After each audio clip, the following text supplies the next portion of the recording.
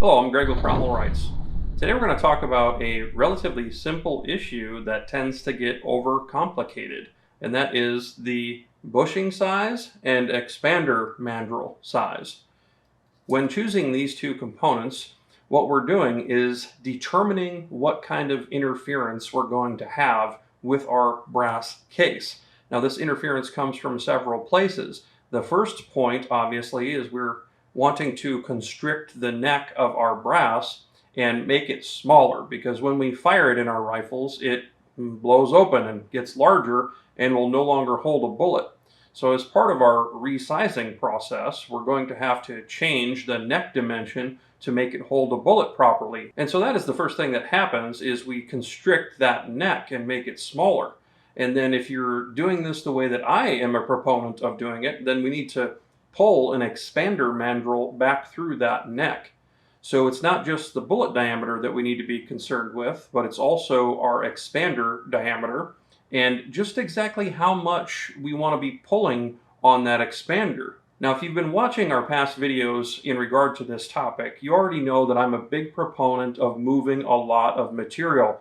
And I mean in both of these operations. I want to constrict my neck down smaller than most people, and I want to pull a heavy load against my expander, much more than most people do. The reasons for this have been explained in those previous videos, where you're simply going to have less variance in your batch of ammunition when you do it this way, because you're going to ensure that a small variable or a small variance in how you're running your equipment won't have a large impact on the total movement that you're making. The easiest dimension to get here is the bullet diameter.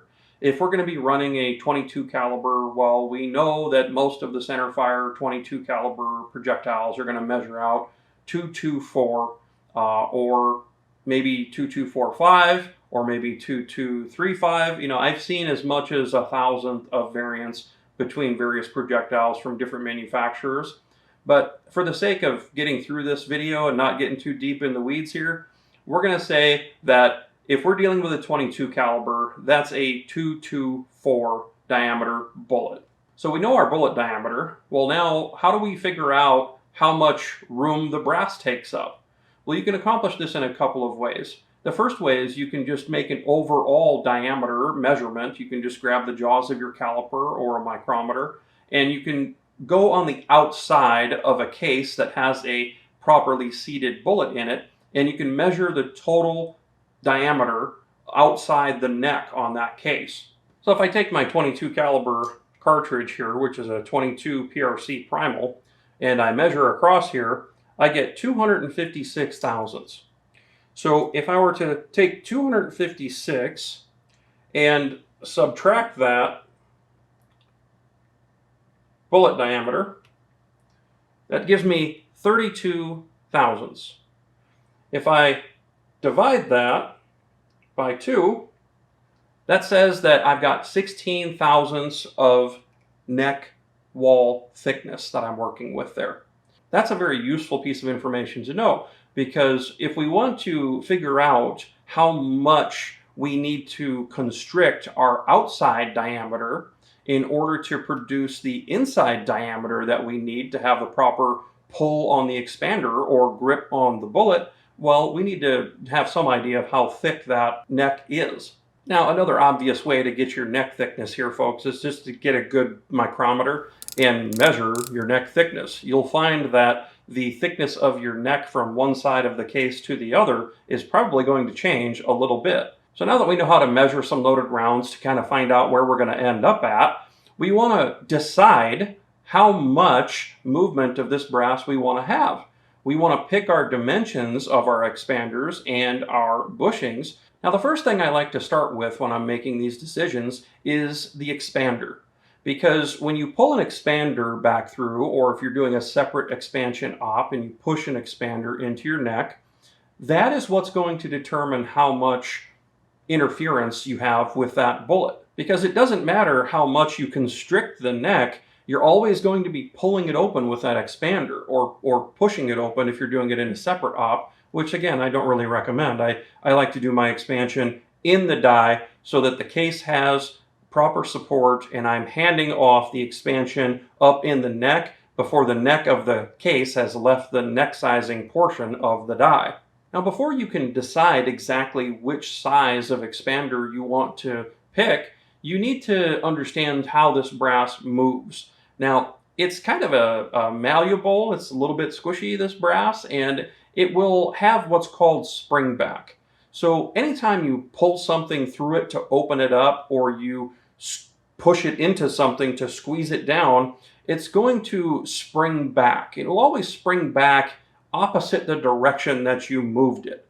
So if you squeeze it down, it'll spring open. If you pull something through it, it'll spring shut. Now, if you're paying attention here, you'll see that I just revealed why I like using an expander. Because when you constrict the brass neck and you don't use an expander, as soon as you pull it out of that constriction, it will spring open. Folks, this expansion and spring back doesn't stop immediately after you pull it out of the die. It will continue doing this for some period of time. Now, it could be days, it could be weeks, but most of the movement gets done pretty quickly, within about a minute or so of you removing it from the constriction. But the key takeaway is that when it's expanding, because you squeezed it down and now it's springing back open, there's nothing to guide that expansion. You have no real way to control how much it's going to be expanding or what dimension it's going to take. And then you've pushed all of the imperfections to the inside of the ID of the case. Non-uniformities in thickness will get pushed to the inside. Well, if we push it into the inside, the bullet's going to have to deal with that, and we might have a non-uniform bullet seating or bullet seating force as a result. So then when you use an expander, you're pulling the brass open from a smaller dimension. And because you're pulling it open, it wants to spring shut. And all of the imperfections that are in the thickness and metallurgy of the case neck is pushed to the outside. So the bullet doesn't have to deal with any of that. It's all on the outside, on the OD or outer diameter of the neck. Now, when choosing an expander diameter, you have to remember about this spring back. And different brass thicknesses, different brass hardnesses, the different metallurgical makeup of the brass itself will determine how much spring back you have. So it's not uncommon to have 1,000th or so of spring back, and you can have as much as 3,000ths in extreme cases. The point is that spring back is there, and you need to make sure that you're accounting for it, and you want to err on the safe side. Because if you resized your brass and you weren't using an expander, and you used a bushing size that's just right on the edge of being able to work, let's say you chose, maybe you're only going to end up with 2,000ths of diameter interference on your bullet, well, by the time it springs back a little bit, you could only end up with 1,000th or maybe half of 1,000th of diameter interference. And folks, that's not going to be enough to keep that bullet held securely. So think of your expander as the thing that you choose that determines the amount of interference that you have with that bullet. So I like to have somewhere between 4 and 5,000ths. It's kind of what I shoot for. And I'm willing to accept as little as maybe 3,500ths, and I'm willing to accept as much as maybe 6,000ths of interference. When you start getting more than 6,000ths, when you start approaching maybe 8,000ths of interference, well, you're not actually increasing the grip on the bullet very much there. All you're doing is just pulling that diameter open farther. The brass will reach its yield point, and it will just give and not give you any real change in what's going on. So at this point, you'd basically just be overworking your brass. I don't really see that starting to happen until you reach somewhere close to maybe 8,000ths of diameter interference. As long as you stay away from that, well, then your bullet seating force will be able to be very uniform, and you're pulling enough workload on it to where the bullet's getting a very uniform application of force.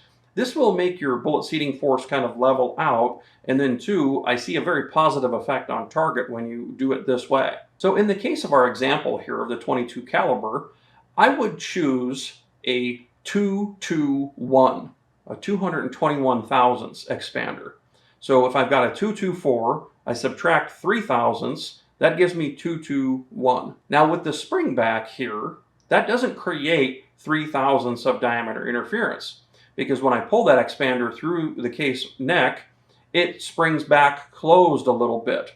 So it's actually closer to 4 thousandths of diameter interference with the bullet by the time I get done. So choosing my expander is how I make sure that I'm having enough diameter interference with that bullet to make sure that my seating op goes uniformly. As I said in previous videos, it's very important to have enough interference between the bullet and the case neck to ensure that small imperfections in your process or how you're running the handle on the press or contaminants, any of your different imperfections that you can have or variances in how you're running the equipment doesn't actually have a large effect on the desired result. Well, now that we've picked the expander, let's move on and decide how much neck constriction we want. Now, many of you are going to be running the Short Action Customs dies that I recommend, and this is where you'd be choosing your bushing size. What we're concerned with on the bushing size is making sure that we constrict the neck far enough so that the ID, the inner diameter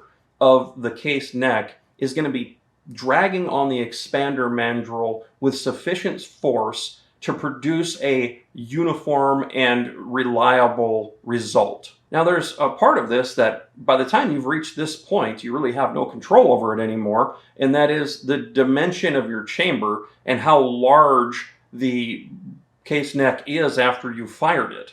So once you've got a fired piece of brass, you can measure the OD and you can see just how large it is. But here, what we're really concerned with is the inner diameter. So we're talking about brass thickness here as a part of this equation, and that's why it's important to know just how thick the brass is that you're working with. We're picking a bushing that is called out in the inner diameter of the bushing. So we're squeezing the outer diameter of our brass. So if we don't know our neck wall thickness, it'd be hard for us to say what kind of interference we'd end up having with our expander. So for this example, just to make things relatively easy, let's just say that we have a 15 thousandths neck wall thickness. If we take 15 thousandths of neck wall thickness and double it, because we have a perimeter, right? We have a circumference that we're working with here. It's not just one side. The diameter measures basically linearly, right? And the circumference says, well, we've got two sides then. If we're looking at this thing from a 2D perspective and measuring it using a 2D measuring tool, we need to include both sides of the brass. So if our neck wall thickness is 15 thousandths, we actually have a 30 thousandths thick total brass, 15 thousandths per side. So this is important to remember. If you're going to measure your brass thickness with a micrometer, then you have to double it in order to get your diameter numbers to work correctly. So here's how I like to do this calculation. 221, that's our expander size, plus 30 thousandths, that's our neck wall thickness, right, times 2. So we've got both the left and right side of our neck accounted for here. So we end up at 251. Now, if we were to use a bushing that was 251 thousandths, we would just barely touch the expander with the inside of the neck. And that's not what we're looking for here. We want to pull on this neck with some significant amount of force. We want to move some material to make sure that our movement is going to be uniform. So here, we're going to say, well, how much interference with the mandrel do we want to have? And I'm saying I want at least 5 thousandths. I want at least 5 thousandths of pull against that expander. So if I subtract 5 thousandths, I end up with 246 thousandths. So if I did a bushing here, well, then I'd be 5 thousandths, right? Well, no, because we've got that spring back, right? The brass is going to be moving a little bit. So we need to over-constrict it to make sure that we account for that spring back. So if I want 5 thousandths, I have to subtract about 6, right? So let's subtract another thousandth. So we end up with 245. So that would give me 5 thousandths of pull, essentially, diameter interference with the expander mandrel.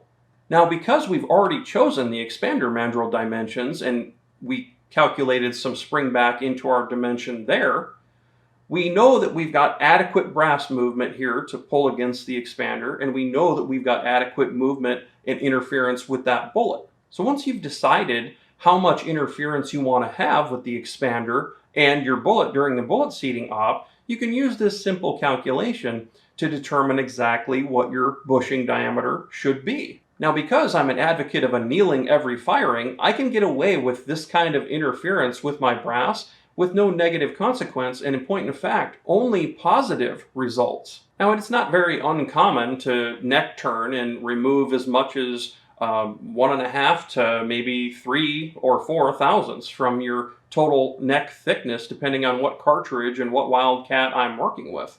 In order to accommodate that thinner brass, I would need to go to a bushing diameter that's at least 3 to 4 thousandths smaller. So instead of the 245 bushing, I would end up at maybe a 241. Now, depending on what my fired brass diameter looks like, this could mean that in one pass through the die, I'm moving my neck diameter from its fired state all the way down to this tight constriction. And folks, this could be 12, 15, 16, sometimes a little more even, thousandths in diameter change from fired. Now, if you're doing this without annealing, you're going to experience a premature destruction of that case. You'll have a split neck or something like that go on very early in this case's life. And this is regardless of how high quality your brass is. There's just not really any brass out there that can take a 15 thousandths jump per cycle and be able to withstand that without annealing. And you certainly won't have consistent results. So keep in mind that my recommendations here are not for everyone. This recommendation is for people that are only annealing every firing. Obviously, those of you that are not annealing every firing, you'll want to choose a significantly lower diameter change for each step of this process, and you'll probably want to be very careful about overworking your brass, because when you start getting more than maybe 3 thousandths or so of movement on that brass, it will start to work harden significantly. So your cycle to cycle performance is going to go down very dramatically if you were to use the same dimensions and the same level of interference and brass movement that I'm advocating for here.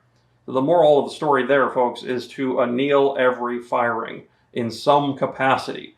And you can do that from everything from a deep well socket and a drill and a hand torch to amp annealer. So I don't care how you get it done, folks, anneal and do it every firing. Well, you can see, as I said, this is a very simple topic that gets overcomplicated. It's really not that hard. It's just take some measurements off the known components that you're working with and make your decisions of how much interference you want to have, and then get your equipment ordered thusly. Well, thanks for watching today, folks. And remember, if you don't currently have the power of God in your life, it's something you should really look into. Maybe find a spiritual counselor, find a biblical mentor, someone that you can talk to about maybe wanting to get to know Jesus a little bit, wanting to get to know the Word, wanting to get introduced to God. If you need some help with that, sometimes everyone does. So go out there and find someone that you trust, that you know is living a right Christian life, and try to get the introduction. You never know what it might do for you.